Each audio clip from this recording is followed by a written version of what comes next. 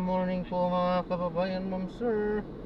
This is Jam, the Filipino channel lang niya pong lingkod. So today is October 16, 2025 at tayo ngayon ay papunta dyan sa may Mercury Drug, Caloocan City, sa may 5th Avenue Rizal, Avenue, Grace Park West po yan, Caloocan.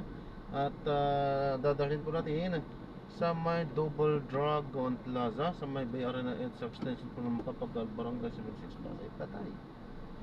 Dadaanan natin ang mga nakatrapikan. Okay, so magbabalik po tayo mamayang konti po pag nakuha na po natin sila. Disclaimer lamang po, ang content po natin ay kalsada at hindi ang passenger. Kaya nga naman, saka sakali man po na may marinig kayo, mga pangalan ng lugar, pangalan ng tao, pangalan ng organizations, government or private man yan, ay wala pong kinalaman ng channel na ito at wala pong pinapatungkulan. Lahat po ng pinag-uusapan dito ay pawang dito lamang po yan sa loob at wala pong pinapatungkulan sa labas. Okay po, yan, magbabalik po tayo mamayang konti pag nakuha na po natin sila. At samantalang sapagkat napakalayo pa naman ito, samantalang tayo ay papunta doon, ay makinig tayo ng mga nagbabagang balita at mga talakayan. Sabi si PBBM dahil naniniwala siya na ang nangyari sa kanyang ama ay government kidnapping sa isang Pilipino sa loob ng ating bansa. Kahit pa nito anuman ang legal problem ng dating Pangulo, ay problema na yon ng kanilang pamilya at hindi siya hihingi ng tulong kay Marcos. Ang sinasabing kidnapping ni Inday Sara ang ginawang pag-turnover ng Marcos administration sa dating Pangulo sa custody ng ICC na hindi anya dapat ginawa ni PBBM. Nais ni Ombudsman Crispin Remulla na paluwagin ang mga patakaran sa pagpapalabas ng SALN o Statement of Assets and Liabilities and Network upang masaklaw ang lahat ng sangay ng pamahalaan.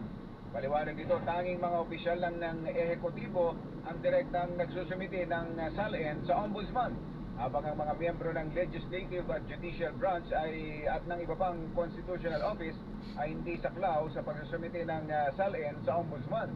Ayon kay Remulla, handa siyang makipagdialogo sa iba't ibang sangay ng gobyerno upang magkaroon ng kasunduan at repasuhin ang kasalukuyang mga patakaran upang maisama ang Kongreso at iba pang constitutional bodies sa pagsusumite sa kanila.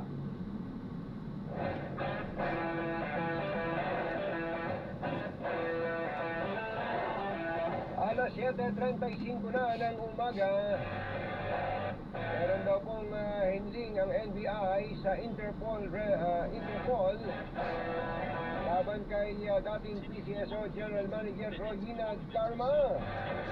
Alamin natin ang balita mula kay RH15, Giselle Ricafort. Coming, Giselle!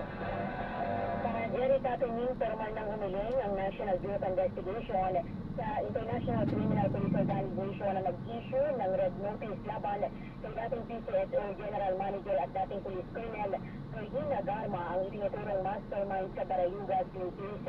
Sabi sa DZRH ni NBI Director Jaime Santiago, nagpadala na sila ng liham sa Interpol.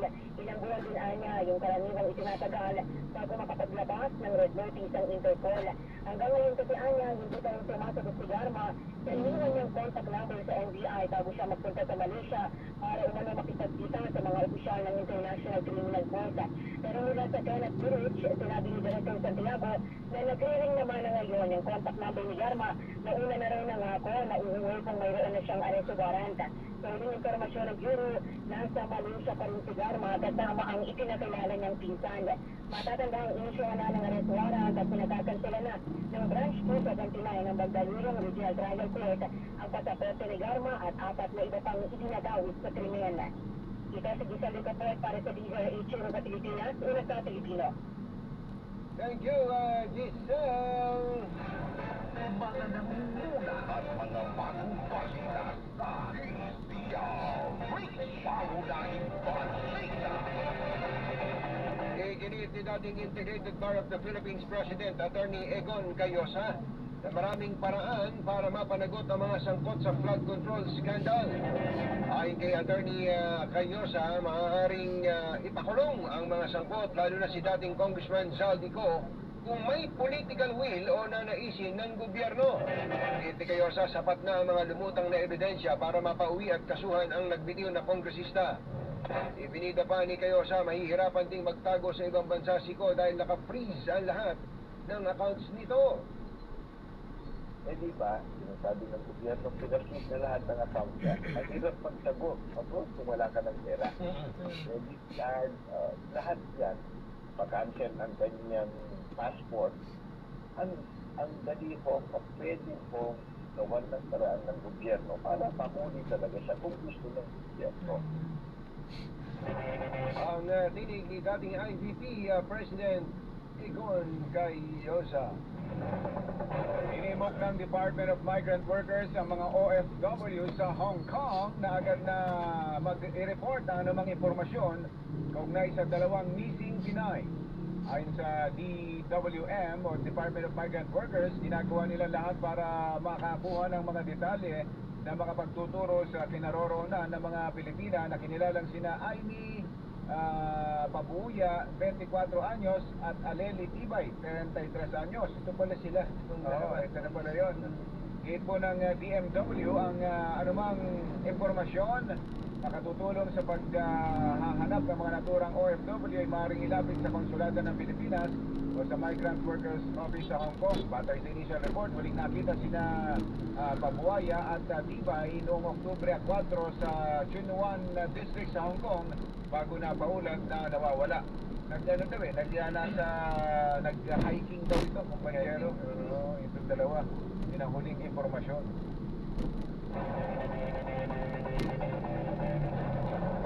7:39 na umaga. Susunod, dito ko! Ay, Kuya Bay Fabian, nandito na. Dahil sa pag-ibig, actress, mistula daw alalay sa kanyang celebrity boyfriend. Opo, talaga. In love si ate. Yan at iba pa sa pagbabalik na 7:39. This time check is brought to you by ACS Manufacturing Corporation, ISO certified, maker of world-class quality Pride detergent. Powerpack, champion detergent para less time sa labada, more time sa pamilya. Powerpack. Ang balitang ito ay hatid sa inyo ng Urogynecology and Incontinence Center ng Makati Med. Ang balitang ito ay hatid sa inyo ng ACS Manufacturing Corporation, ISO certified, maker of world-class quality Pride detergent. Yakult, para panalo ka dyan, Yakult everyday, okay? Powerpack. Si Mommy at si Washing Machine, relate sa Pride Washing Machine detergent. Hello, Washi! Hello, Mommy! Laundry day na naman! Ready ka na sa matcha, chocolate, putik, sipag? Kanya yan ang Pride Washing Machine detergent. May triple stain-away formula. Para lang mapapit, manikit, at malupit na lumit lang siya. Easy ang labada. Mula noon hanggang ngayon. All you need is pride! All you need is pride! Pride detergent, manufactured by ACS Manufacturing Corporation. ISO certified, world-class quality. Protection, Yakult, with 8 billion live LPS. Yakult! Blood free, she intestines alive. Yakult! Helps improve digestion and boost immunity. Yakult! With proper diet and exercise. Yakult! Kaya panalo ka dyan. Yakult, para panalo ka dyan, Yakult everyday, okay? Mama, time pa lahat ng gusto nyo. Mama, daming champion detergent ang gamit ko. The Champion Quick Wash Technology. Best time sa lamada, more time sa pamilya. Nagmamadali kasi itong kliyente natin. Baka pwede mo naman gawa ng paraan. Siya na daw ang bahala sa'yo. Mahirap yan, sir. Ayoko rin ma-involve sa mga ganyang kalakaran. Ganyan ang Pinoy. Ang Pilipino, hindi korap. Isang paalala mula sa MSP na ninawal. Sangkat ay pag-web. Mas maganda yung optics. Ilabas na mo niya. Huwag na kayo ko lang. Oo. Stay na sa pakipakita na. O ganito ang mga laman ko, ang mga assets ko, ay nakuha ko ito sa maayos na paraan. Kita ko ito dahil ako'y, ano ba posisyon ni Pangulo bago naging Pangulo? Gobernador ba siya o wala na natalo siya? Private individual sa bago. Natalo siya, di ba? Oo, natalo siya sa pagka-vice president. Oo. Pero bago noon, gobernador siya. Nag-governor siya eh. Alam ko nag-governor din siya. O ba sa senator? O si Aimee yun? Pwede ay for senator. Oo. Senator, si President, bago tumakbong. Hindi, pero nag-governor ba si... Ay, parang nag-governor siya. Oo, parang nag-governor din siya for a time. So, dapat nakalagay po yun sa Statement of Assets and Liabilities. Kasi tayo po, noong panahon ng dating Pangulong Duterte, wala tayong nakita ni isang salay niya, 6 na taon siya sa pwesto eh. Kahirapan. Kasi nga diba yung requirements doon ni dating Ombudsman Tobel Martinez, dapat ikaw na opisyal, ikaw muna magbigay ng approval doon sa magre-request sa iyo na pwede mong ibigay yung salary. Pero naalala ko Sir Alvin, nung nagko-cover ka dati ng OVP, nung time ni VP Lenny Robredo, madaling nakaka-access ng salary. Hindi, binibigay naman ata niya eh. May process, pero madaling ibigay, hindi nagtatagal ng buwan. Makukuha mo yung copy ng salary. Pero paano kukuha naman yun? Yung sasabihin na hindi, papaalam muna natin. Doon sa kukuha na. Eh, siyempre, hindi niya ibibigay yung permission niya dahil alam mo na eh, bakit mo hinihingi yung salin? Kung gagawin mo? At saka ang argumento nung nakaraang ombudsman, hindi ba parang kaya din nila hihigpitan yung requirement sa pagkuha ng salin ay baka may mga gumamit naman against the ultra official. Hindi, pero pag pumasok po kayo sa gobyerno, dapat ganun ang mindset, ano? Pag pumasok ka sa gobyerno, talagang sasali sa hazard ng trabaho mo na ikaw ay mapusisi. Na ikaw ay magamit ang pangalan mo at magamit ang mga informasyon laban sa'yo. Nakasali doon yung sa pinipirmahan nila eh, na pati yung bank waiver o something na pag pumasok ka sa gobyerno, kasali yan sa grade. So hindi ka pwede yung balat sibuyas na ay pakasirahin ang pangalan ko, No. Nasali dapat yan sa risk.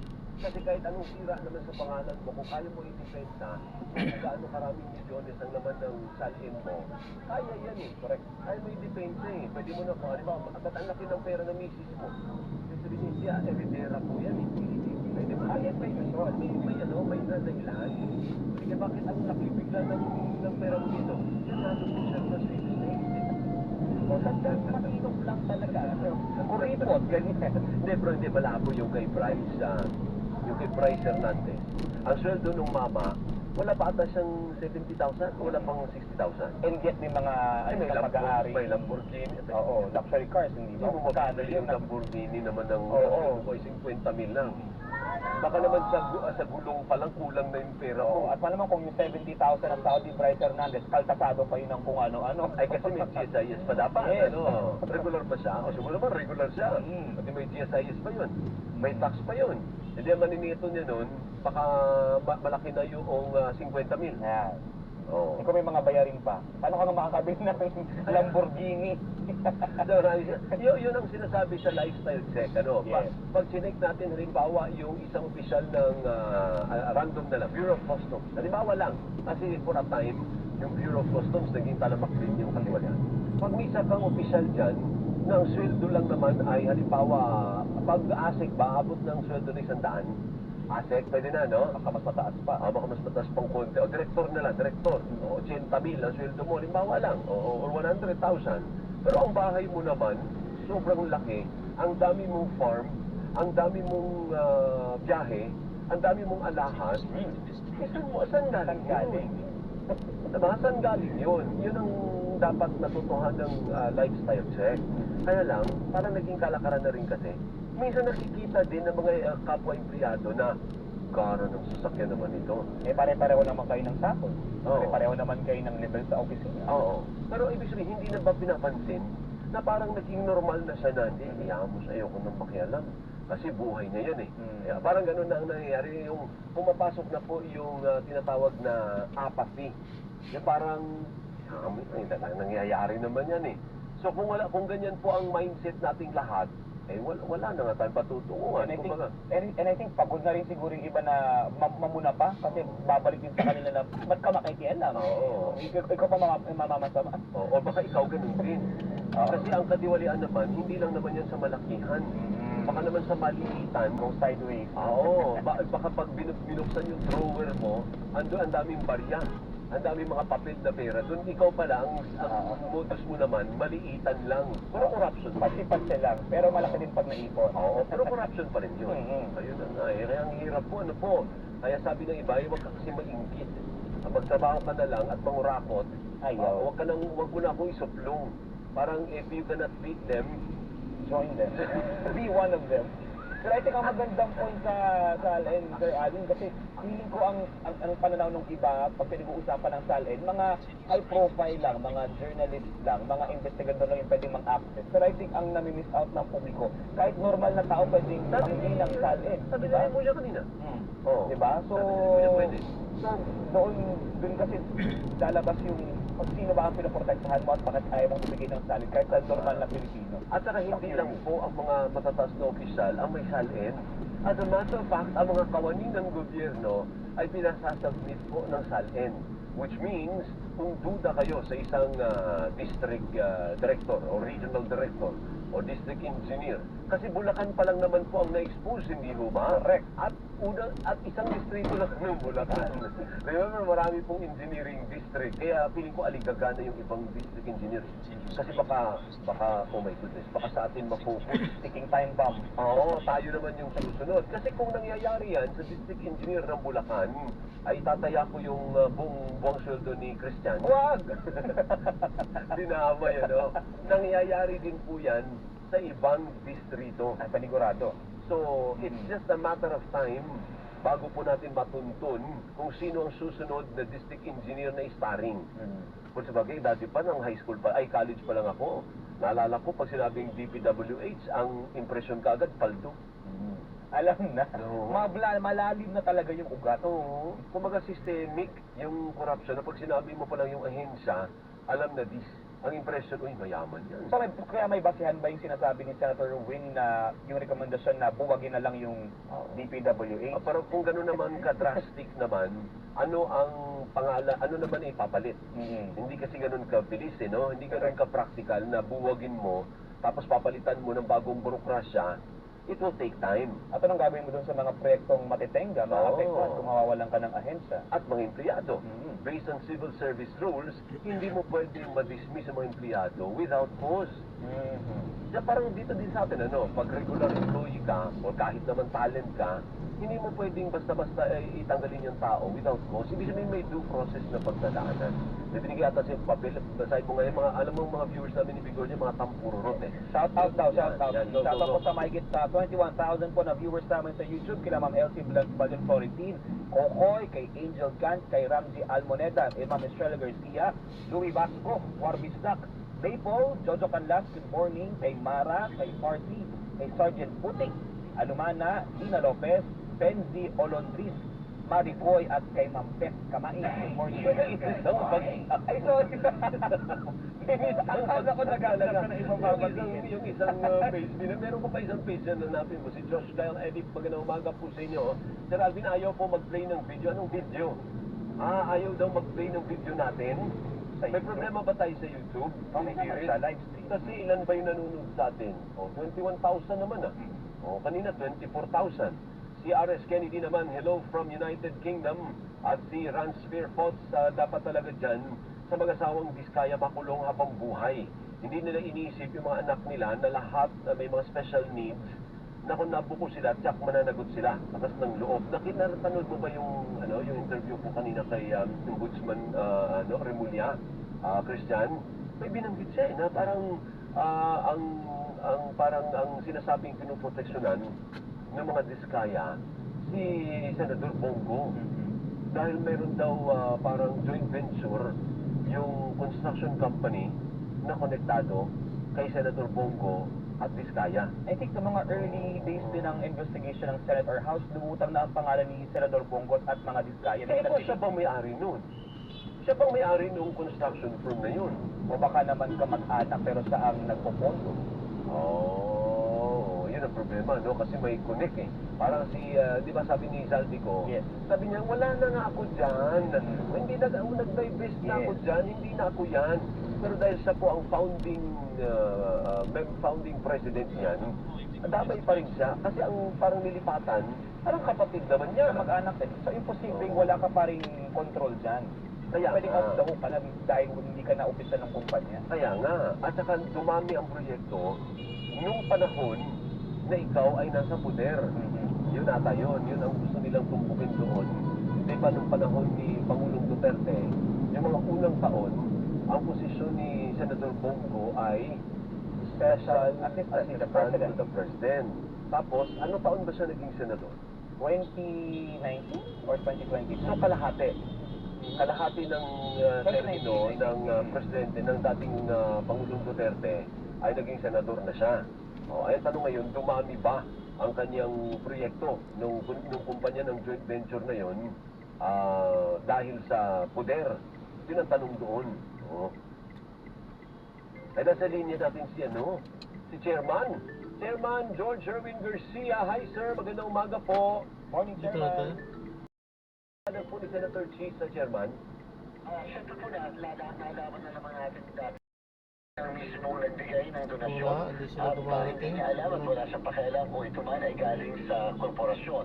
So, yun ang kanyang pagkakaunawa and therefore, sinasabi nila na walang pakibag doon sa ating Section 95 letter C ng Omnibus Election Code.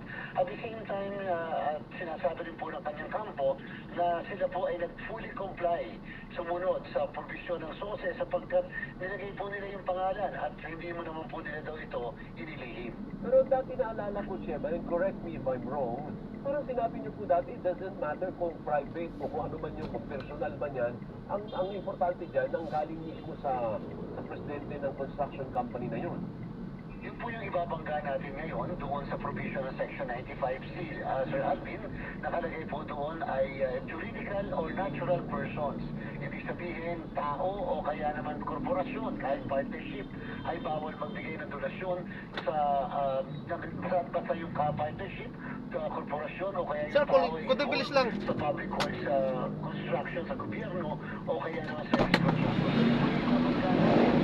Yung bang batas ay nag-accept na tinatawag na distinction between yung isang private capacity or personal capacity at saka yung capacity bilang may-ari o kaya ng presidente opisyal ng isang korporasyon. So, hindi pa po lusot si former Senate President Jesus Cudero porque sinabi niya na siya ano to private man to palipensa yun sa lusot. Kanina ka pa ba? Kanina pa po. Andun lang ako, kuya. Kakancel ko sana eh. Sabi ko, wala ako eh. At yung mga iba pa Nantay ko rin, message kapag mo. na-confirm natin sa DPWH, inuulit ko po Sir Alvin, hindi po ito pag-single out o hindi dahil kaya lang po naman ako na yung sa kanilang kalagayan ay sapagkat may pag-amin po kasi sa pagdinig ng mababang kapulungan, lalo na po yung contractor na siya ay isang public Nantay ko, works kuya, ang tumawag ka kanina, at mag-message siya nga ay nagbigay ng 30 milyon donasyon. Ganun din po naman ang puting senador sapagkat sa isang press con, sinabi naman niya na talaga namang tinatanggap na siya ay nakatanggap, naka-receive ng donasyon sa naturang tao. Kaya lang, tao yung binanggit po at hindi naman sa public works contractor. Nahingi na po ba natin, Chairman, yung side din ng contractor at anong sabi niya? Paano natin ibabangga doon sa naging sagot naman po sa inyo ni Senator Cheese? Yung po yung nauna, yung mismong contractor, ganun po yung ating nagiging proseso. Basta inuuna natin ang contractor, pagkatapos sumagot ng contractor, yun naman po mismong politiko o kandidato na nakatanggap ng mismong donasyon. Ang sabi po ng contractor, bigay po yung 30 million pesos, hindi bilang dahil sa kumpanya, kung hindi bilang dahil sa personal na kakilala at kaibigan, yung naturang politiko. At sinasabi nga po kung talaga daw po ito ay galing sa korporasyon, napakadali sa ng isulat doon sa mismong deed of donation na yun ay galing mismo sa korporasyon. So more or less, yan po yung mga ibabangga natin na mga depensa versus doon sa mismong provision ng ating batas. Pero ano ba ang magiging endgame nito, Chairman? May mapapanagot ba dito? May plano ba kayong kasuhan o reklamo po dito? O hanggang dito lang tayo sa investigation at until ma-establish natin na talagang wala namang anomalya o wala namang problema doon sa naging donasyon? Gusto natin liwanagin sa lahat, baka po kasi akala ng lahat na ang COMELEC, porket kami ang Commission on Elections, ay yung pagtatanggal ng mga nakaupo na. Basta po nakaupo na, nakapanungkula, nakapag-assume, nakapag-oath na proklama, ay wala na pong jurisdiction si Commission on Elections, lalo pa kung ito ay national position. Kahit pa nga local, kung wala namang pending na kaso sa amin bago nangyari ang halalan. Ang purpose talaga po ni COMELEC dito, dahil yan po ay nakalagay sa prohibited contributions, ay yung prosecution, yung criminal aspect, na may kulong na 1 hanggang 6 na taon at kung mapapatunayan guilty by final judgment ay may perpetual disqualification to hold public office. Kung sakali man po ang maging findings ni COMELEC ay gagamitin ng ibang ahensya ng pamahalaan o ibang opisina para doon sa ibang bagay naman, like for example, pananagot sa ibang provision ng batas katulad ng Anti-Graft and Corrupt Practices Act o kaya naman sa DILG para sa pagtatanggal ng mga local officials, ay nasa kanila po yun. At we will be making available naman yung aming findings kahit yung mga dokumento namin sa mga ibang opisina na yan. Yung ibang senador na nabanggit niyo rin po dati sa amin, sumagot na rin po ba?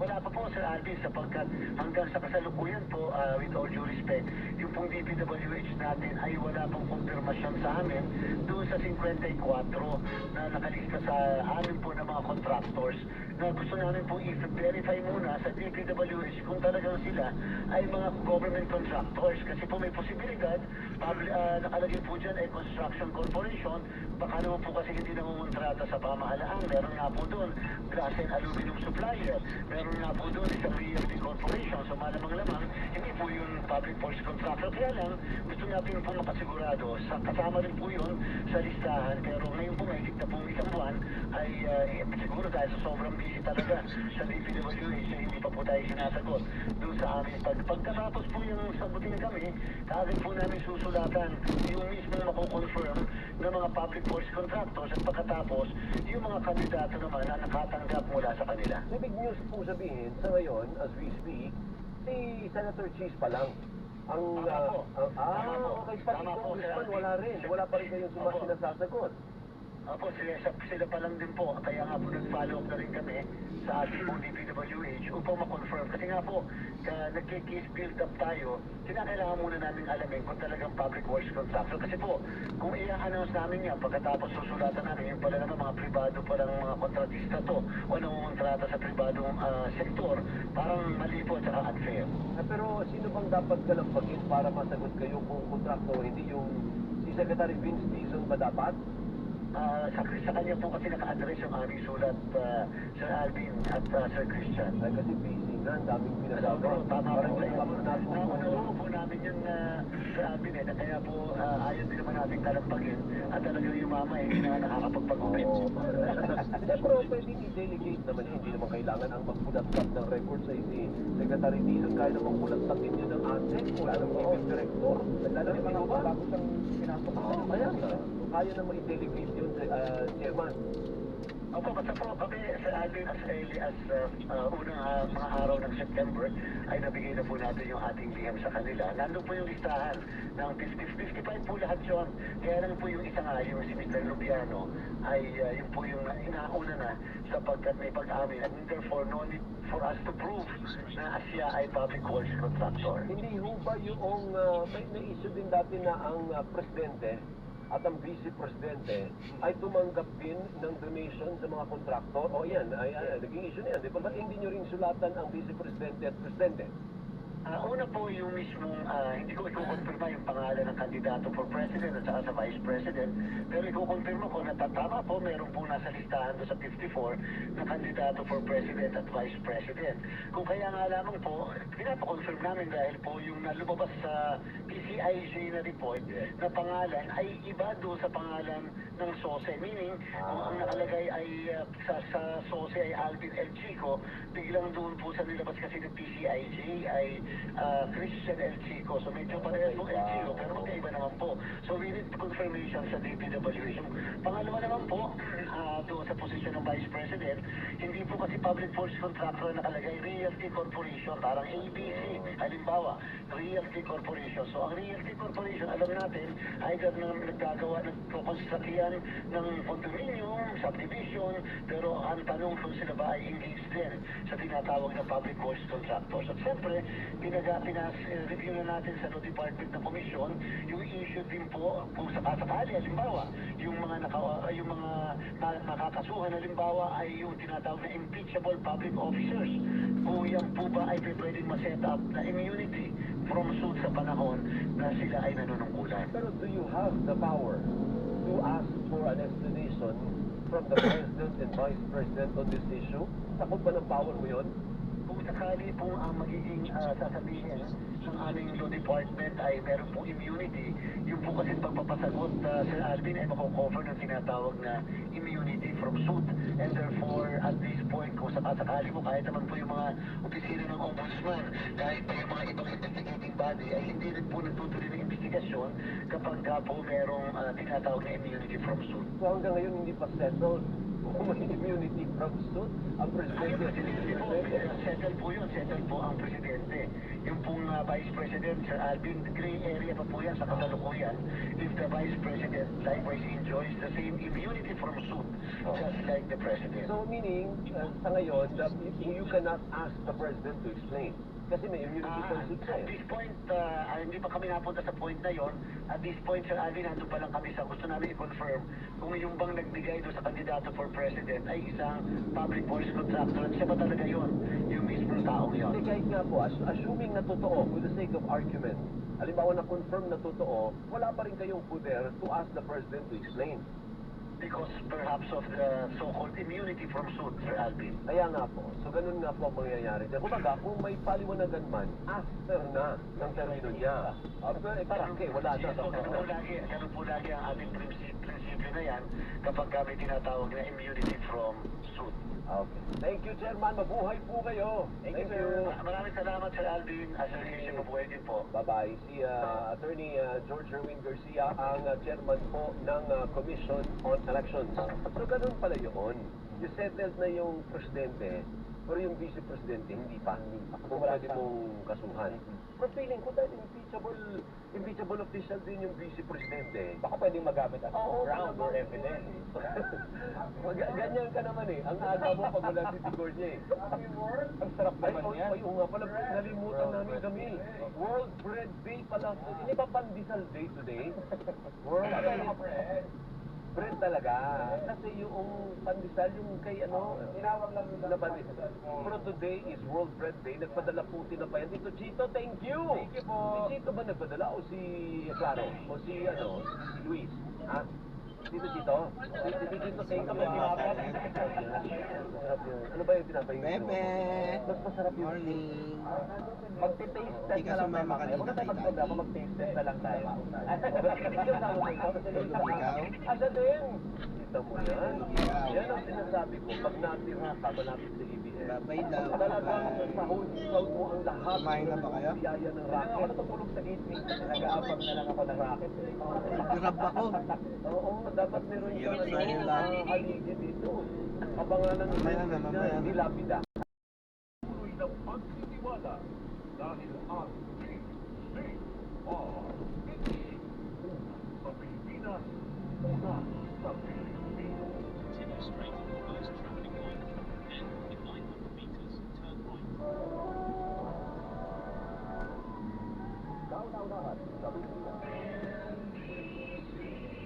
Manila Broadcasting Company. JCRH, a proud member of NBC Media Group.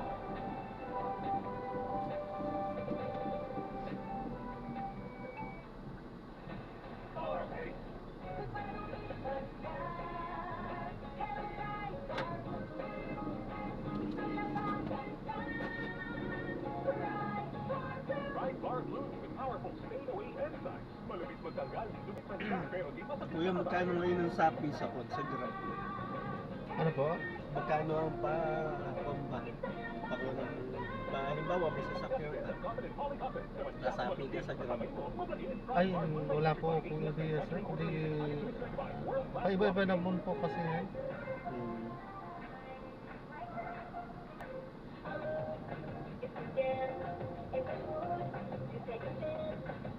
Ang mahal po sa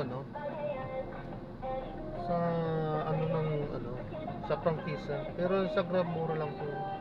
Ayun, prangkisa. Prangkisa po. Magkano inaabot ngayon?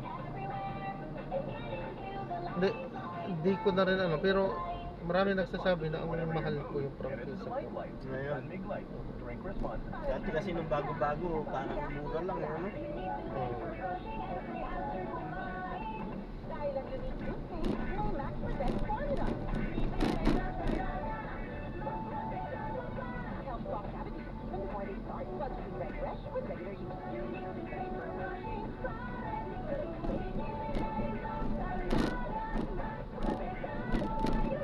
Talaga, with the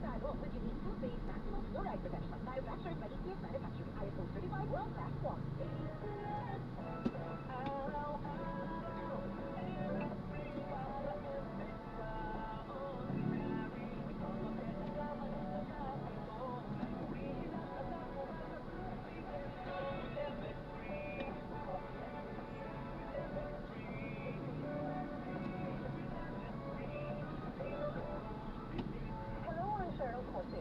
News anchor and TV host. Sa MX3 capsule, dito ako bilhin. Mahalagang paalala ang MX3 capsule. Hindi mo nagsilamat yung pipa sa mod sa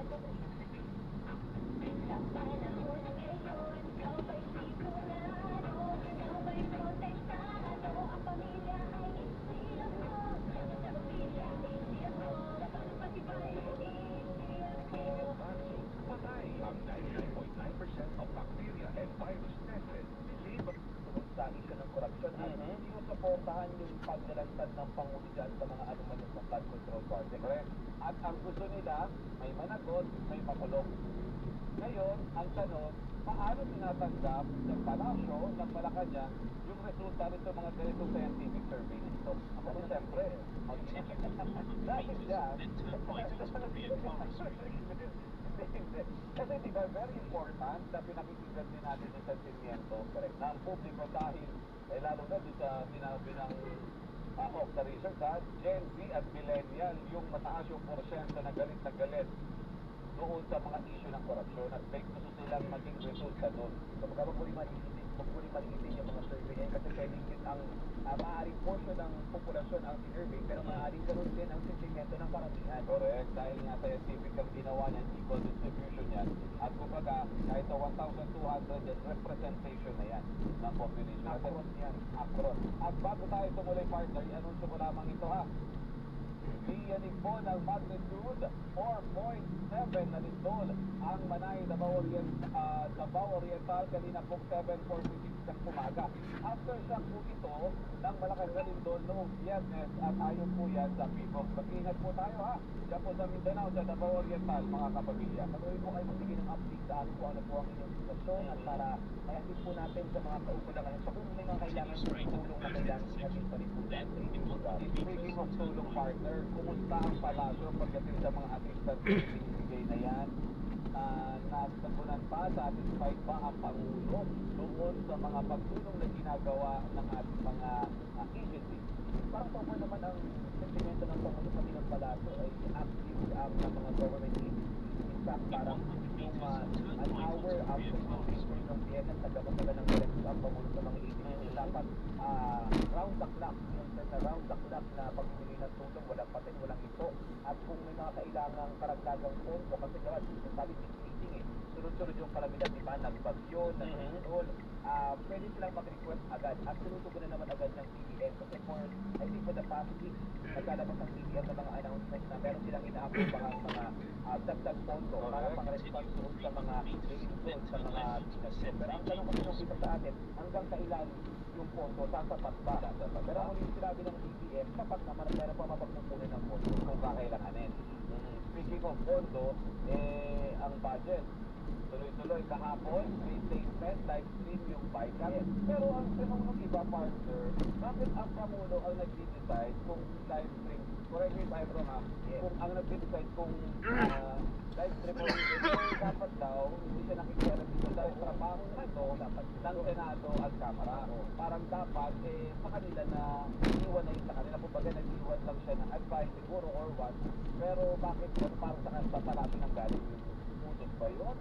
Magandang itanong yan, partner. Kasi kahapon, ang binanggit ng Pangulo, nagkasundo na sila ng Senate at House hearing na. I-live stream na natin. Pero I think maganda yung punto na yun, partner, na bakit nga ba sa Pangulo magkagaling yung direktiba o rekomendasyon na mag-live stream? Bakit hindi mismo kay Speaker Body at kay Senate President? Kasi meron naman silang concurrent resolution pagdating dyan, di ba? Nagkasundo sila na i-live stream at maging open sa publiko. Ang sinasabi ng iba, hindi naman kasi necessarily live stream kasi may mga sensitive pa rin naman talaga na pwedeng mapag-usapan, lalo na pagdating sa issue ng security, di ba?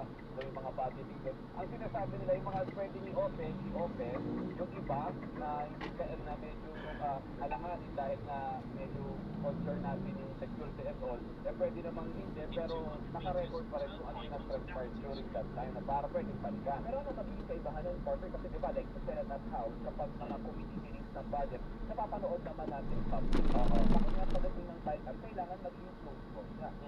Usually, pagdating talaga sa budget, usually yung bycam nila, actually, hindi nga sa Senado o sa Kamara minsan ng ginagawa di ba? Namahanap sila ng ibang lugar at kailangan nila ilabas yan para siguro hindi mo Campo, hindi ko Campo. Fair yung lugar na pupuntahan natin, walang influence. Ito yung mga ilalatag natin. Pero ang nangyayari din kasi i-open, after the opening statement ng mga leader, ika-close na sila na lang yung nagkakaintindihan, and then several days after magkaintindihan, saka pa lang nila babangkitin o bubuksan ulit sa media, pero tapos na. Parang surrounding so, that's where the magic happens na. Yun na nga, hindi mo na alam anong nangyari. Sino at ano, may insertion ba? O amendment? O ano bang mangyari doon? Ang next na magkakagulutan na lang kapag na-transmit na sa Pangulo, sa Malacanang, at doon nilang makakautin kung naasihan ba na talagang may gantong pondo, may gantong alokasyon, tapos align sinasabi ng executive. Tapos bukod dyan, Carter, meron din tayo pinag-usapan dahil ng interview kanina kay Ombudsman Boy Remulla, yung issue sa TALN. Maraming yung na-appreciate na bubuksan ulit sa publiko itong TALN ng ating mga government officials. Pero syempre, dadaan ito sa tamang proseso, may publication, after the publication, saka siya lalabas, saka siya pwedeng ma-access ng publiko, partner. Ang sinasabi ng Pangulo, nagulat nga daw siya, sabi ni President Marcos Jr., nagulat siya na nung una siyang maupo sa pwesto, ay bakit wala tinanggal pala yung kaluwag na... Bakit kailangan natin itago o higpitan yung paglalabas ng TALN? Bakit kailangan hindi buksan sa publiko yung TALN?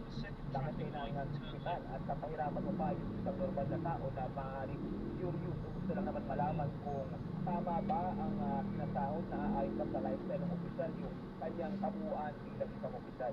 Kasi sabi nila ang TALN ay patunay na number one, sinusunod mo yung iyong tungkulin. Dito makikita, di ba, kung sa isinasweldo mo at kung may mga negosyo ka at doon sa papasok na mga kaperahan, sabihin na natin, doon sa mga accounts mo ay tama, akma doon sa pumasok sa pera na nakakapagtaka. Bakit ang laki ng itinalon? Naayon ba siya? At ang argumento nga ng ilan sa mga kritiko, partner, ay dahil yaman lang din lang naman at binuksan na ulit ang requirement sa TALN, bakit hindi Pangulo mismo ang magsimula? Di ba kung talagang seryoso ka sa kampanya kontra kasuwalian, tulong mo ang transparency, bakit hindi magsimula? Which sinabi naman ng Pangulo, very good. Dapat lang yun. Diba? Dapat lang yun na kung na sinasabi mo na dapat bukas sa publiko, ikaw na leader ng bansa, handa kang ipagpusisi ng iyong TALN at sinabi naman niyang handa siya, which is very good. Dapat successful, correct. So, abangan natin kung ano yung mangyayari dyan, pero magandang hakbang ito, tuloy-tuloy yung mga pagtugon. Diba? Kasi bahagi ito doon sa pagtugon, doon sa nais ng publiko, kasi sabi nga ng publiko dito sa survey, kailangan magkaroon ng transparency. So, siguro ito ay isa sa solusyon sa transparency na pinag-uusapan din natin. Abangan natin dyan sa Ombudsman kasi baka dahil sinabi ng Pangulo na handa siyang ilabas ng kanyang TALN, baka dyan na magsimula ang mga application after TALN ng Pangulo. Yan naman challenge ang leadership ni Ombudsman Remulla kung gaano sa transparent na talagang katapat doon sa pangako. Ibibigay natin kung may magbibigay. Ayan, sige. Abangan natin yan at magiging mga development in case mo dyan. Pero sa oras po natin na 8:16, partner, alamin na natin ang report ng ating mga radyo. Patrol!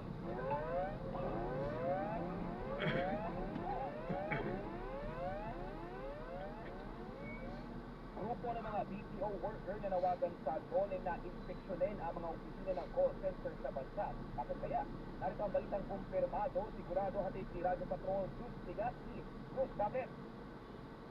Good morning, Robert and Christian. Dapat silipin ang pamahalaan, partikular ng Department of Labor and Employment of DOLE, ang mga opisina ng BPO o call center sa bansa para makita kung sumusunod sila sa Occupational Safety and Health o OSH standards. Ayon sa grupong BPO Industry Employees Network o BN Philippines, nakita ng taong bayan ang kalagayan ng mga call center workers sa bansa noong niyanig ng malalakas na lindol ang Cebu at Davao.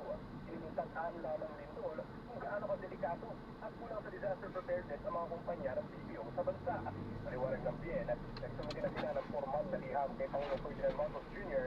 at kay Labor Secretary Bienvenido Ledesma para pagbigyan ang kanilang hiling.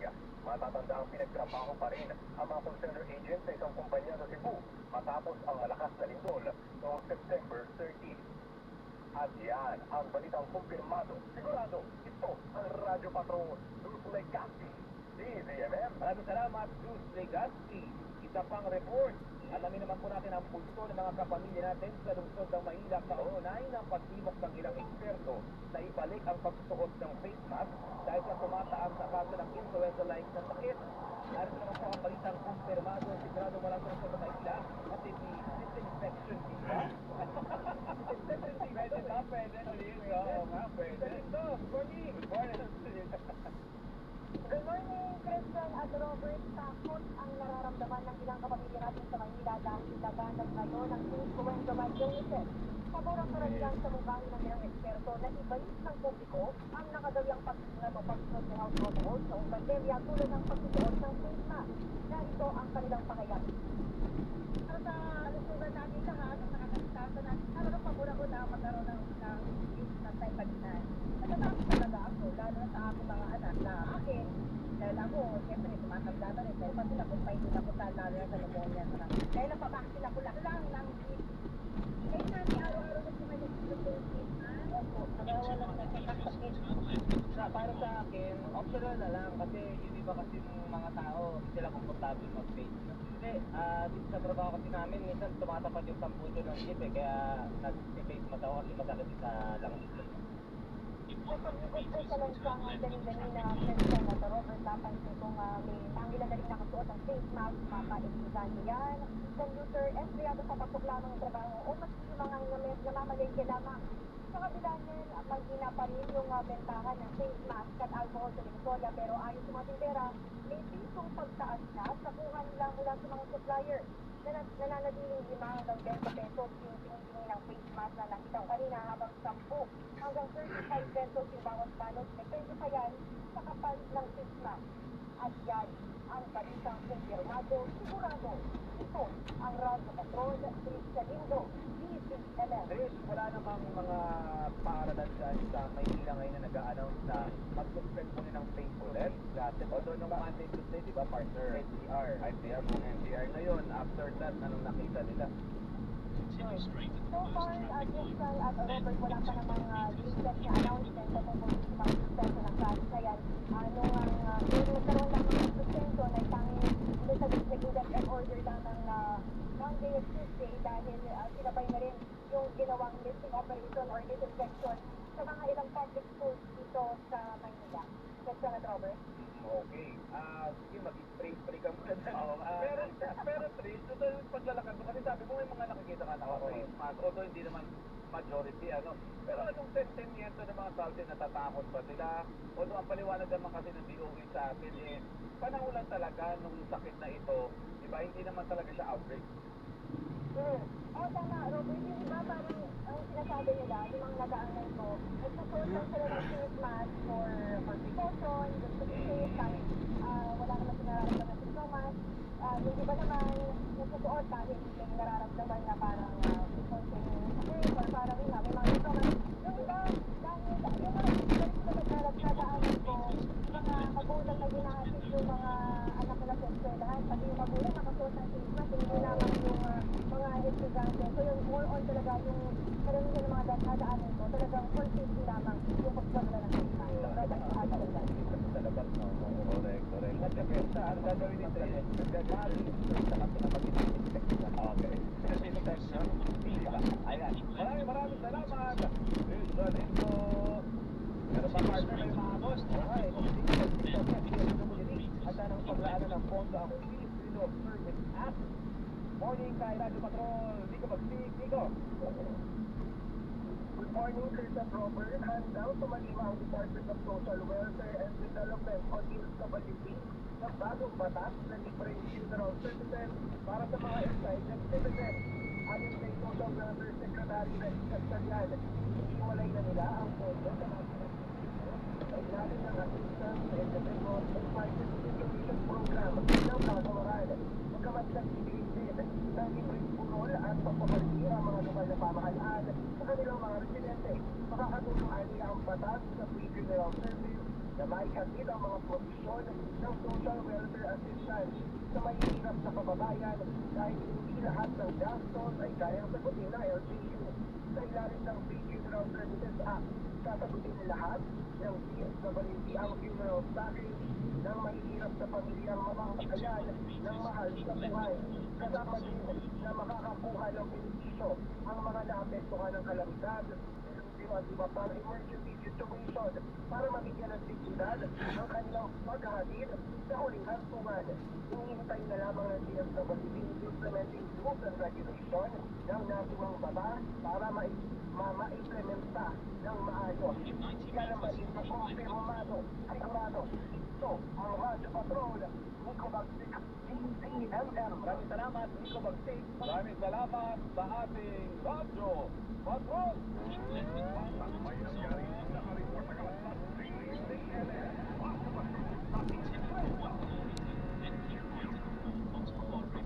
Sabi mga issue, pero ang importante dyan ay pag-uusapan natin at nalalagyan at nabibigyan ng solution partner.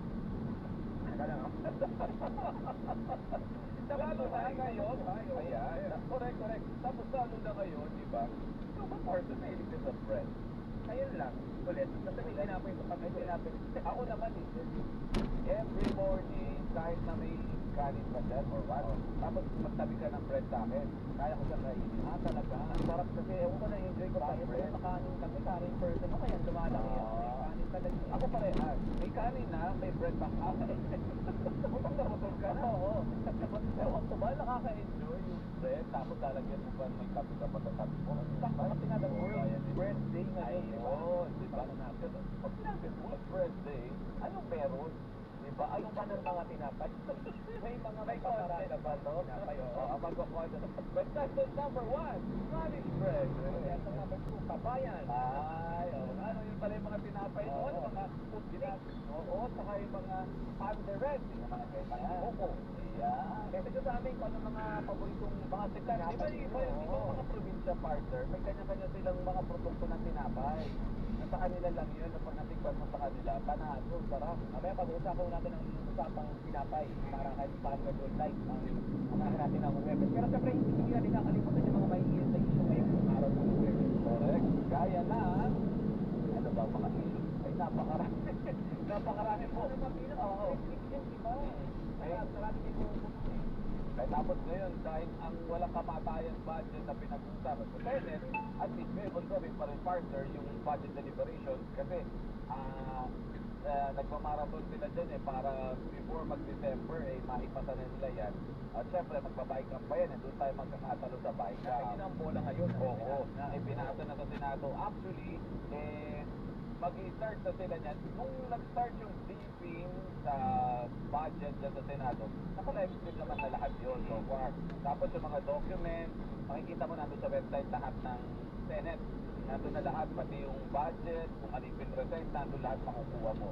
So yung mga, ang maganda dito kasi, sabi ng Senado, after pakinggan sa partner, itong mga agencies natin, attached agencies, papatawag yung ibang mga groups. Nandito na papasok yung mga NGO, yung mga nagbabantay sa budget, mga ng bayan, yung mga nagtatawag ng transparency pagdating sa budget, hihingan sila ng reaction base nung sa proposal. Pagka may responsibility pala sa proposal, yung mga buo o yung mga advocates. So pwedeng makita o marinig ang sentimento ng kung tama nga ba yung advocates na ginawa ng mga senador, mga politista o dapat sobrahan dito ay kung siya nangangailangan ng gawin. Tapos, ang mangyayari doon, ang maganda rin banda ito, partner, kung sinabi ng mga agencies dito, ang sinabi ng mga third party or mga NGO dito, ano susundin natin? Saan natin kukunin yung balance? Saan yung pag-uusapan at saan yung tatagapin natin ang mga recommendation? Correct. At yan ba ay nagsasangayon ba ang Pangulaan kapag nagsasangayon na ba yun? Correct. Ng Pangulo. Open siyang magpito ng mga items sa pagkakita niya na hindi naaayon sa target ng administrasyon yung pinagalagin yung mga budget dyan sa pag sinabing veto partner at veto banda rito, veto somo? Iba yun. Iba yun. Tinatanggal. Tinatanggal ka ng mga items.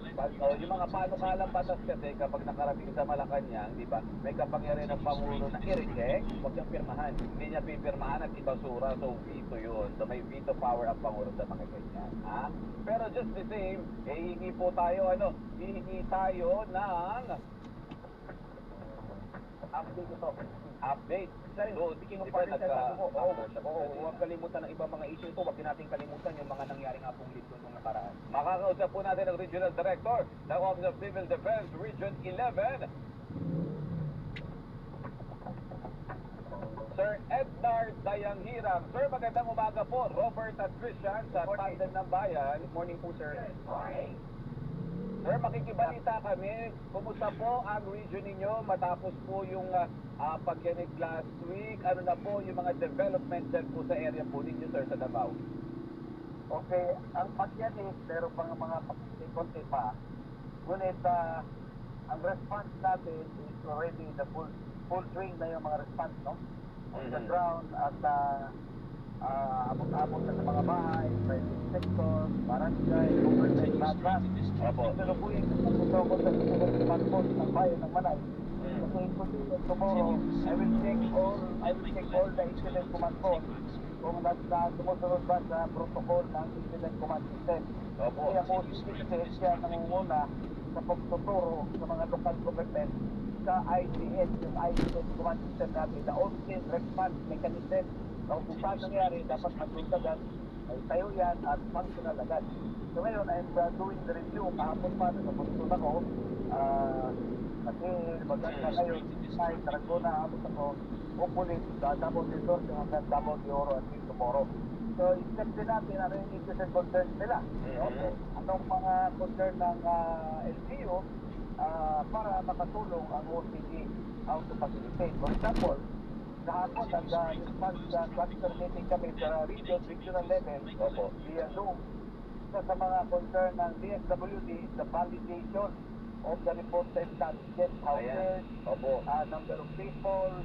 Siyempre, kabagsagan ng lindol, people, government would want to immediately help everybody, but of course, may protocol din tayo. So, dahil na natin yung review is nag-align pa sa protocol ng establish ng National Disaster Risk Reduction Management Council ang mga lahat ng pangyari, like for example, yung mga reported damages, ilang tao affected, kasi that has an impact on the early recovery, pati yung ating post-disaster recovery program. No?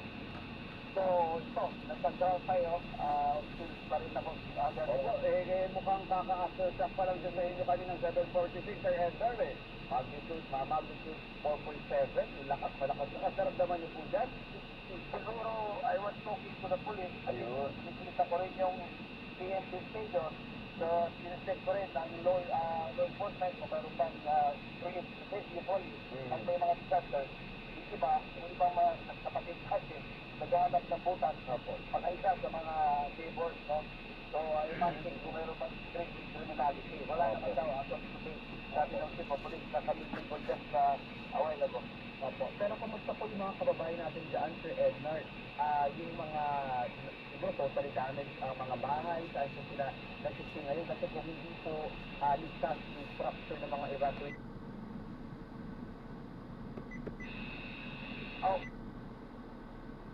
Ang bayan, o sa RTC, depende sa korte na may jurisdiction sa mga kaso dito. Sarado magalita. Secretary Boying, sir, maraming salamat sa paliwanag. And Salamat kayo. Thank you very much, sir. Magandang umaga. Magandang umaga. Mga kaibigan, Ombudsman Jesus Crispin Boying Remulto. Ayan ang sabi po ng Ombudsman, abay para sa mga nagsasabi na abay aabot na ba hanggang Malacanang ang investigasyon at pagkakadawit o madadamay ito sa flood control project scandal. Ang sabi po ng Ombudsman, ayan, depende sa ebidensya. Ayan, kung meron, walang sasantuhin. Babalikan natin lang pang mga issues. Sandali lamang Attorney Cornelio Samaniego III. Anyari? Abay, bakit biglang hindi na makipag-cooperate ang mag-asawang kaya sa investigasyon ng ICI? Ayan, meron nga ba silang pinoprotektahan? Selected nga ba? Ayan, at ito po mahalikan. Ayan, si Teka Boying Ombudsman Boy na ang nagsabi, abay, pinoprotektahan daw ba nila ang Senador Christopher Bongbong Bayan. Ora sa Chief Justice Alex Gismondo. Oy, birthday boy. Birthday mo pala, Justice Ricky Rosario. Hindi ka nagpaparandam. Justice Sam Gaerlan, alam ba tayo dyan? At Mr. Edwin Ernie. Oras, alas 8:33. Ang oras na yan ay hatid sa inyo na Champion Detergent para less time sa labada, more time sa pamilya. Perfect! Ang balitang ito ay hatid sa inyo ng Vascular and Lymphedema Center ng Makati Med. Ang balitang ito ay hatid sa inyo ng ACS Manufacturing Corporation, ISO certified, maker of world-class quality Pride detergent. Everest Appliances, health, wellness, energy saving, Everbest from Everest. Available in major appliance stores nationwide.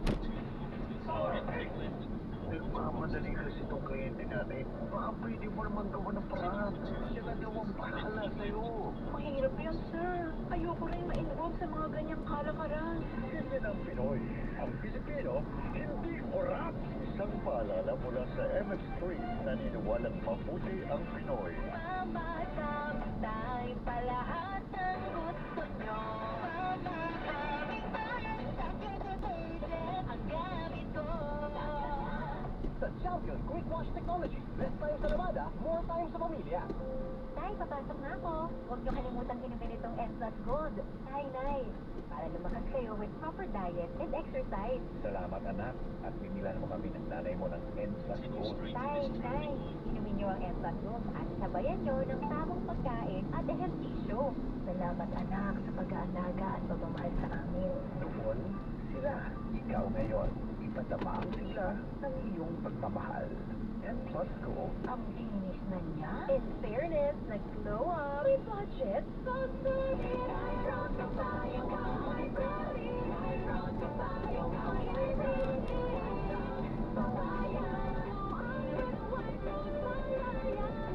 It's a glow up sa White Rose Papaya. May papaya ang sinayang certified para sa cooking power times 0. Plus shea butter and tea tree oil. Papaya. Ulit ang glow up. Regular use house. Results may vary. One Rose Papaya. Manufactured by ACN ISO certified world-class quality. Gusto kong mag-relax pero... Nanakit ang katawan? Mag-Alaxan FR. Relax muna. Para game ulit bukas. Idol Diaz po. Naniniwalang Totoo ang relax, walang sakit na katawan. Totoo ang relax, mag-Alaxan FR. Lumilabyan, ibuprofen paracetamol is the generic name of Alaxan FR. If symptoms persist, consult your doctor. Smells good. Tikman natin. Sarap. Yummy. Everest refrigerators. Love, ano ever best food mo in the world? Of course, yung ginawa natin together. Everest refrigerators. Keeps food smelling fresh. Everbest from Everest. Everest Appliances, health, wellness, energy saving, Everbest from Everest. Available in major appliance stores nationwide. Protectan Yakult with 8 billion live LCS. Yakult. That's very key intestines alive. Yakult helps improve digestion and boost immunity. Yakult with proper diet and exercise. Yakult. Kaya panalo ka dyan. Yakult, para panalo ka dyan, Yakult everyday. Everyday, okay. Si Mommy at si Washing Machine. Relate sa Pride Washing Machine Detergent. Hello, Washi. Hello, Mommy. Laundry day na naman. Ready ka na sa matcha, chocolate, putik, ibag? Kaya yan ang Pride Washing Machine Detergent. May triple stain-away formula. Tanggal ang makapit, manikit, at malupit na dupit mancha. Easy ang labada. Mula noon hanggang ngayon. All you need is pride. All you need is pride. Pride Detergent, manufactured by ACS Manufacturing Corporation. ISO certified, world-class quality. Mamatay pa lahat ng gusto nyo. Mamarami ng Champion Detergent ang gamit ko. Sa Champion Quick Wash Technology. Less time sa labada, more time sa pamilya. Maulan man, no worries, naamoy ko lang ang damit. Sa help.dswd.gov.ph para sa registration, licensing at accreditation. Sagutan ng form, isubmit at bayaran ng fee. At sa loob lang ng 7 araw, malalaman mo na ang status ng application mo. Para sa karagdagan detalye, tumawag sa 02-8931-1181 o i-follow ang DSWD Standards Bureau. Bawat buhay mahalaga sa DSWD. Ubo ng anak, nakababahala, problema. Para saan? Flemex for Kids ang pambatubo. Ang Flemex for Kids ay gawa sa lagundi. Tinutunaw at pinalalapas ang tema. Ginhawa para sa bata, peace of mind para kay mom. Camille Rastiambao po, nag-reflex for Flemex. Sa batang lagundi, Flemex! Mami, agapan agad ang ubo at flemang nakabara. Pambatang lagundi, Flemex! Balitang kumpirmado. Radyo Bago. Serbisyong sigurado. TZMM. Basta AM, TZMM. Boses sa gitna ng mga balita. Tandem ng bayan. Good morning! Kami po yun! Yes! Nagbabalik, Robert at Christian. Ayan. Tindoray ha. Relax ka muna dyan sa bahay. I-enjoy mo yung mga bread mo na yan. Kakain mo na lang muna kita ng tinapay, Panglori. Masarap ang tinapay. And speaking of tinapay, siyempre, pag-usapan na natin yung tinapay, partner. Hindi lang dahil World Bread Day. Dahil World Bread Day, ano pang aasahan natin sa mga tinapay natin? Mas matamis pa ba? Tatabang ba? Liliit ba yung size? O nagmamahal na lang ba? Kasi taas na nga ng presyo ng bilihin. Diba? Baka naman yung dating ini-enjoy natin na murang tinapay, baka di mo mamalayin, mahal na pala kinabukasan. Diba? Baka yung pandesal, the same yung price, pero yung itsura. Mas maliit ka sa kabaong beef, no? Ayun ako. Kausapin po natin para bigyan tayo ng paliwanag ang presidente ng Asosasyon ng Panaderong Pilipino, Sir Chito Chavez. Sir Chito, magandang umaga po. Robert at Christian, Happy World Bread Day! Happy World Bread Day! Magandang umaga sa inyong dalawa at maligayang araw ng tinapay ngayong October 16. Maligaya po kami. Habang kinakain po namin itong mga tinapay na masasarap na to, Tito Chito, ang tanong po namin, ano ang magiging presyuhan? Dahil yan naman yung laging tanong ng mga kababayan natin eh. So ngayon na World Bread Day, may surprise ba ang mga panaderong Pilipino? May inaasahan ba tayo coming from them, Sir Chito? Sa ngayon, pagdating sa presyo ng tinapay, very stable pa po ang ating presyo ng tinapay. Sa ngayon, wala pong padalaw, walang pagtaas, lalong-lalo na sa panahon ito na araw ng pandaigdigang tinapay. May mga bakery nga po sa araw na ito na kahit sa Zamboanga, sa Batangas, sa Manila, ang nagbebenta ng tisong pandesal bilang pagkilala sa araw na ito ng magtitinapay at araw ng tinapay. At sa araw din po ito, October 15, meron po tayong mga projects na ginagawa ang Philippine Society of Baking po sa pangunguna ng ating Pangulo, si Mr. Chua at si Mr. A, ay nagkaroon ng isang community outreach program sa Puntong Quezon City. Kaya dito ang pagsasama-sama ng mga panadero sa buong bansa. Nagbabanding po kami sa panahon ito, nag-uusap, ano ba mangyayari sa industriya, ano ba dapat gawin, para nang sa ganon ay mapaayos pa natin ang serbisyong panadero sa bawat tahanan na kumakain ng tinapay. Hindi lamang sa araw na ito, kundi sa buong taon. Opo. Sir Chito, pero sinasabi kasi nung grupo ng mga nagtitinda ng itlog, mahal na daw po yung itlog na yun. At makaka-apekto ba itong presyuhan ng itlog na to sooner or later sa mga tinapay po natin? Tama po kayo. Ang butter po ay gumalaw, ang itlog po ay gagalaw dahil serbisyo na ito. May mga produkto po na pwedeng gumalaw sa serbisyo. At ito po ay magkukwenta na uli ang mga panadero mag-uusap-usap kami kung anong dapat gawin, pag-iisipan kung dapat gumalaw ang presyo ng ating tinapay ngayong fair season. Pero sa ngayong pong panahon ito ay pinagtutuunan namin ng pansin ang pagkilala sa katawan ng tinapay. Ito po'y parang ginagawa namin kapanganakan ng tinapay sa buong mundo. Ngayon po, may mga sabi ko nga, may outreach program na bibigay po ng tinapay. In fact, noong October 11, ditong nakaraang October 11, ang mga panadero pong taga Maynila ay nagpunta pa sa Zamboanga para mabigay ng tinapay doon. Ikalat ang kahalagahan ng tinapay sa kalusugan ng bawat mamamayan. Sir Chito, speaking of tinapay, medyo na-curious lang ako. Yung consumption ng Pinoy pagdating sa tinapay, kumusta po? Nabawasan ba? O naging mapili ba? May certain bread lang na tinatangkilik? Tumataas ang konsumo ng tinapay. Alam po ninyo kung bakit kami natutuwa. Alam mo, ang tinapay ay isang healthy product, lalo na sa pagginamitan ng agricultural product, katulad ng malunggay, katulad ng kalabasa. Pero hindi lang yan. Napapansin po natin ang ating mga kabataan sa ngayon ay tinatangkilik na tinapay bilang isang uri ng pagkain Pilipino na sa hapagkainan kahit sa umaga o tanghali ay kanila ito kinakain. Ang sinasabi nila kung ayaw mo masyadong lumaki o tumaba ay mag-reduce ka. Isang paraan po ito ang tinapay na ating kinakain. Lalo na po yung mga healthy products na tinapay na tinatangkilik ng ating mamamayan. Kumbaga staple pa rin po talaga ang tinapay, hindi nawawala sa menu ng pamilyang Pilipino ang tinapay sa isang araw.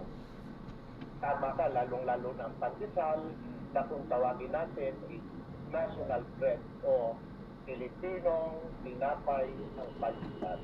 Napang po ba, paano lumalabas pambansang tinapay natin yung pandesal, parang unique sa Pilipinas yung pandesal. Pero Sir Tito, dahil magpapasko na rin kasi, di ba, nag-Burmans na, meron pa kayong nakikita na posibleng pagtaas ng presyo ng mga tinapay coming into the holiday season? May ganun bang trend every year tuwing papalapit po ang holiday season?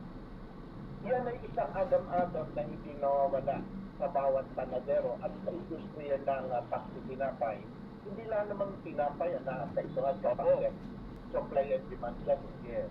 Pag tumaas ang demand, siyempre maapektuhan ang presyo nito.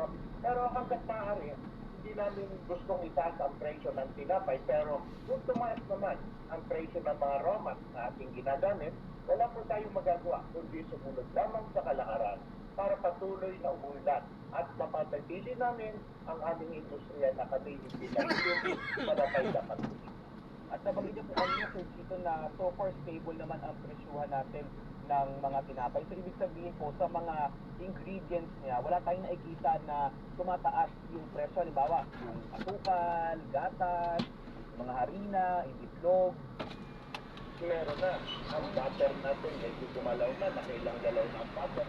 Kaya ito sa presyo ng ating produkto, lalo na yung mga ensaymada, yung mga citron, na ginagamitan natin ng butter, yung ating mga cake. Inamas that there is an increase in the price of raw materials, particularly sugar, butter, eggs, LPG. Siyempre, nataas ang ating tumataas naman palagi ang rental cost. Abuse, nakaka-apekto yan sa presyohan ng ating tinapay. Na dapat sana, unawain tayo ng mamamayang Pilipino, ng ating consumer at ng pamahalaan. Ito yung apektado sa presyo ng aming pinagbibiling produkto. Pero sa mga panadero po, hanggang kailan niyo po kayang mag-compromise o mag-adjust para po sa publiko kung meron na po tayo nakikitang pagtaas ng presyo ng mga ingredients, pero siyempre yung publiko umaasa na isa ito sa mga pinakamurang pwede nilang kainin at masarap. Pero paano naman po natin babalansin sa pagnenegosyo na kumbaga baka naman malugi din tayo kung hindi natin kailangang magtaas ng presyo dahil mahal na nga po yung mga startup. Tama na siguro ngayong Nobyembre, bantayan natin, tingnan natin kung anong magaganap sa presyo ng ating produkto. na raw materials at doon magbabudget po tayo kung ano ang mangyayari naman sa presyo ng ating tinapay sa bansa. Oo, tsaka maganda yung nabanggit ni Sir Chito, partner, na yung consumption, no, yung pagkonsumo ng mga kababayan natin pagdating sa tinapay, lalo pa tumataas kasi nga naman, mas nagiging healthy, may marunggay bread ka na, at kung ano-ano pa, talagang maganda, mura na, pasok sa budget, tapos healthy mo pang kakainin. Hindi nawawala, laging part ng option makainin ng tinapay. Correct. Pero ang tanong, Sir Chito, hindi naman ba, kung hindi nagkaroon ng pagbabago dun sa presyo, baka naman sabihin ng mga kababayan, parang tumabang, parang lumiit yung tinapay, hindi naman ganito dati. Naku, standard po tayo, lalo-lalo na po ang loaf bread. Ayan. Hindi po natin ito pwedeng bawasan ng timpla o ng ating ng ingredients dahil standard po. Alam niyo ang kabutihan sa pagkakaroon po ng isang Philippine Society of Baking at tuturo kung paano gumawa ng tama at wastong tinapay ay yung standardization ng ating formula upang nang sa ganon ay hindi maapektuhan ang lasa, ang kalidad at ang sa ganon ay mapangalagaan po natin ang ating mga consumers at hindi magkakaroon ng complaint.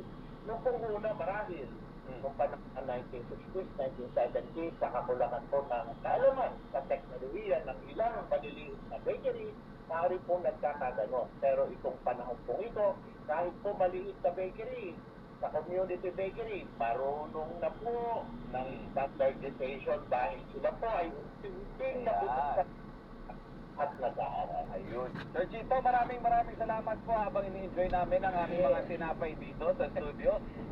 Happy World Bread Day po at sana marami pang tinapay ano yung i-produce nila at masasarap. Sir Chito, salamat po. Salamat po. Thank you. Yan po si Sir Chito Chavez, ang presidente Asosasyon ng Panaderong Pilipino. Kabuhay po ang mga panadero. Siyempre, oo nga, diba? Yung pagmamasa nila ng mga tinapay, di ba, ang saga gagawin yun para makapag-produce ng masasarap na literal na dugo at pawis. Totoo, di ba? At speaking of dugo at pawis, may iba pang dugo at pawis na pinagkakabalahan, iba naman natin mga kababayan. Yung iba ng mga grupo, di ba? Patuloy na lumalaban. At para bigyan tayo naman ng paliwanag hinggil sa nangyayaring development sa International Criminal Court, makakausap natin ang ICC Assistant Counsel at Secretary General ng NUPL-NPR, si Atty. Cristina Conti. Attorney, magandang umaga po. Robert at Christian. Hi, Attorney. Good morning. Magandang umaga, Robert Christian. Opo, kasi ang pinakahuli pong development na nabalitaan namin dyan sa ICC ay yung tawag ko ba tinanggal na si Prosecutor Karim Khan bilang Chief Prosecutor sa kaso po ni dating Pangulong Duterte. Oo, kasi ang kansa ng ICC may appearance of bias. Ang sabi nila, wala naman kaming nakita indikasyon na talagang nagkaroon ng problema o naging prejudice siya o meron na siyang ginawa na laban. Pero ang iniiwasan natin ay appearance of bias. Kaya, tinanggal na mo siya. Pero paano po ito makaka-apekto doon sa binibuild na reklamo laban po kay dating Pangulong Duterte? Alam niyo, embattled, beleaguered itong si Secretary. May isa pa siyang issue. Actually, marami siyang issue. May isa pang yung sa tukol dito sa mga qualification. Nag-recuse din siya sa isang investigasyon sa Venezuela. Kasi ito naman, medyo patent yung ano niya, yung parang sister-in-law niya, naging bahagi na naging bahagi na ng naging defense lawyer ng presidente. Tapos meron siyang sexual misconduct issues. So marami siyang nakaharap. Kaya may pa lang naka-voluntary live of absence siya. Pero ano pa lang, out na siya sa eksena sa atin. Kaya may nag-take charge na. Kaya kung sa atin, business as usual, si Ma'am Panjiaye, yan. Pero ano po ang magiging implikasyon, Ma'am, nung hindi na magiging parte ng prosecution team si Prosecutor Karim Khan? Masasayang ba yung mga unang paghahandang ginawa ng prosecution para po leading to this charges or reklamo against the former president? Dapat hindi. Kasi maayos naman at independent, impartial na naihanda ito ng prosecution team. Hindi lang naman kasi siya. Kaya in fact, bago pa ma-issue ng warrant sa pare, nag-disclose siya sa team niya eh. Binanggit niya sa lahat na, alam niyo, meron akong tinulungan dati. Kaya hindi ako sasali sa pagpapasta. Buong team ang nagbuo ng kaso, kaya yung participation niya ay, hindi naman sa minimal, no? Pero yung participation niya ay, kumbaga, hindi naman yun yung naging decisive para itulak forward yung kaso. Kaya, ang hirap sabihin na minimal, no? Pero, definitely, naalala nyo, nung hearing sa email ko marap, siya kasing nagsalita, no? Ayun, yun yung mararamdaman natin, hindi na siya magsasalita. Yung katabi niya noon, si Ma'am Manziaye ang harap. Opo. Attorney, itong nangyaring ito kay Prosecutor Gan, may dapat bang ipagbunyi yung panis ng yung dating Pangulong Duterte at may dapat bang ikapangamba yung mga pamilya ng mga umanibiktima ng PJK sa war on drugs? Unahin ko sa kapamilya, wala naman. Kasi kami, nakatingin kami dun sa ebidensya, dun sa mismong kaso, hindi dun sa mga tao. Kaya nung pinapaliwanag namin na okay lang naman po, meron naman kasing papalit. At hirap na kami may puposisyon kasi sa totoo, hindi din kami kuminsido na meron ng bias. Pero sabi nga ng court, appearance nga lang of bias, ayaw nila, iniwasan na nila eh. Kumbaga, may opportunity pa lang, alisin ka na doon sa, kumbaga tukso, ilalayo ka talaga sa tukso kahit doon pa lang. Para sa mga kasakbilang kampo, hindi ko rin maintindihan kung bakit gano'n. Siguro, dahil hindi sila doon sa issue, kundi doon sa tao. Kung ganit sila kay Kan, kasi yung umarap nung kawal yung ilang hearing, di, sige, siguro, meron po silang ipagpupunyi. Pero, mas magandang aralin po nila yung issue dahil hindi po simpleng gano'n. Alam niyo bang mas malakas na kalaban si Ma'am Manziaye niya? Siya ay justice. Ganun level yan. Attorney, moving forward, with this development, meron na rin ipinalit agad naman sa kanya. Ano na ngayon ang next na mangyayari? Kailan natin inaasahan? Although alam naman natin na pornada, yung unang schedule. Meron na ba tayong looking forward na itinalagang or posibleng italagang next schedule sa pagharap ng dating Pangulong Duterte para isa-isa sa kanya yung mga charges? Wala pang schedule kasi nandun pa sa punto na determination ng victims to stand trial. Ayan. Kung aabutin ko ng exam, appointment ng expert, hanggang sa namin between 6 months to 1 year. Pero teka, ilinaw ko na parang may naipalit naman agad, parang gano'n. Sa totoo, si Niang, yung in charge, kasi yung prosecutor all over yan, di ba? Merong head ng Philippines United Team. At noong nag-issue, unified team pala. Yung unified team, unity. Pero talaga, ganun nila, Philippines Unified Team. Ito yung investigador, data processor, pati yung mga lawyers. Ang head, si Niang. Kaya nung nag-issue ng warrant of arrest, si Niang pala ang trumabaho. Kaya hindi siya yung tipong nagreliebo, hindi. Siya yung bahagi siya. Bahagi na talaga, kaya kabisado niya. Kaya kung ako, sa mga nagbubunyi, dahil akala nila may natalo, gano'n. Parang mas kabado nga ako kay Niang eh. Tsura pa lang, hindi nga ata gumingiti. Attorney, isa pa, ang pinag-uusapan natin ay yung sa panig lang ng dating Pangulong Rodrigo Duterte. Kayo po, recently, syempre may mga pronouncement din kayo na hindi naman mangyayari ito hanggat walang mga accomplished, mga nakatulong, nag-execute ng kanyang mga utos. Gaya ng binabanggit niyo po last time, si dating PNP chief na Senator Ronald De La Rosa. Sa panig nila, may development ba? May nakita ba kayo na anytime may lalabas na hindi natin alam kung ano man yan coming from the ICC? Anytime yan. Pero dahil wala naman kaming rules sa paghuli, hindi na rin kami pasasabihan. Mas gusto na namin na surprise, eto na, nahuli na. Kaya abang-abang na lang siguro tayo dahil may confidentiality involved sa prosesong yan. Pero ako, anytime yan, in fact, dapat kasabay nga nung nauna na eh. Dahil magkabila ang mukha yan na outcome. last na siguro, attorney, kamusta ang ano ngayon, ang pulso ng mga kaanak po ng mga Ayan. biktima dahil nga po hindi na si Prosecutor Karim Khan ang may hawak ng kaso. Nabuhayan ba sila ng loob dahil sabi niyo nga parang mas matapang yung pumalit sa kanya o nababahala po sila dito sa development na ito? Yung, siyempre, mixed reactions. Yung iba nababahala, yung iba parang, hindi namin naintindihan. Pero kapag naipaliwanag kasi na, kung magpo-focus tayo sa issue, meron bang bagong ebidensya? Meron bang bagong, kumaga, substantial? Nung naintindihan nila, medyo wala. May konti lang napakamba kasi any change is concerning. But nonetheless, we think that we could still proceed with trial with utmost confidence. Ayan.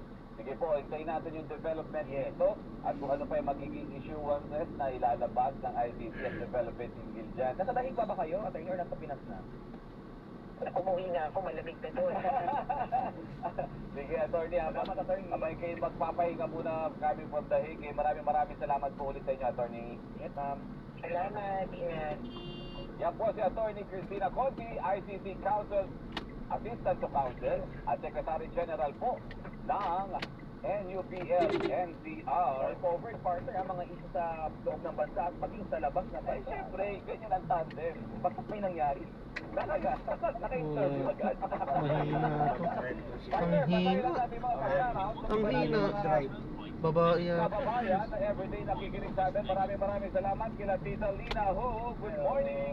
Professor Noel Bugarin. Magandang umaga. Si Ate Jocelyn Katitig. So, West Tower kayo? Ito yung Happy nakapin. birthday. Ito kasi yung nakapin eh. Si Richard Katitig Glaines. Anak ni Hindi, plaza po yung nakapin sa inyo. Sige. Batiin ko lang din. Nilagay ko kasi West Tower.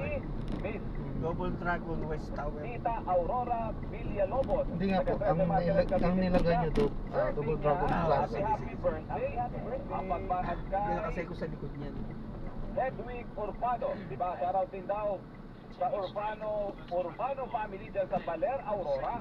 At magandang morning din sa mga nasa Australia na mga relatives nila. Lagi daw sila nanonood sa Maraming Australia. salamat po. Happy birthday kay Hedwig Urbano. O alias Webeg. Yung dito sa- Kay Ma'am Arlene Urbano. Napakabait na Good morning kay Ate Helen Flores na baka nanonood ngayon. Ate Helen, Good morning. At kay Rafael Abragan na nasa Bacolod para sa Masarap Festival. Wow, pumunta tayo doon. Punta tayo mamaya. Aba, mahabol West na Tower kapatid kasi mula yan. sa napakagandang si Prince. Prince Liz, sabi niya happy listening kay Lola Aida ng Nueva Vizcaya. Good morning, Opano. Babay na. Ito yung doon, ano? Yan. Bye-bye. Ah, dito sa bandang kaliwa. Balita pa sa Double Dragon West Tower. Ayun, diretso na. Double Dragon. Ayun. West kasi ito eh.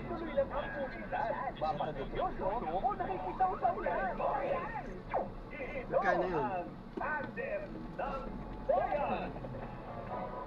Tandem ng Bayan sa DZMM. Kano ko yun? 549. 600 na ko.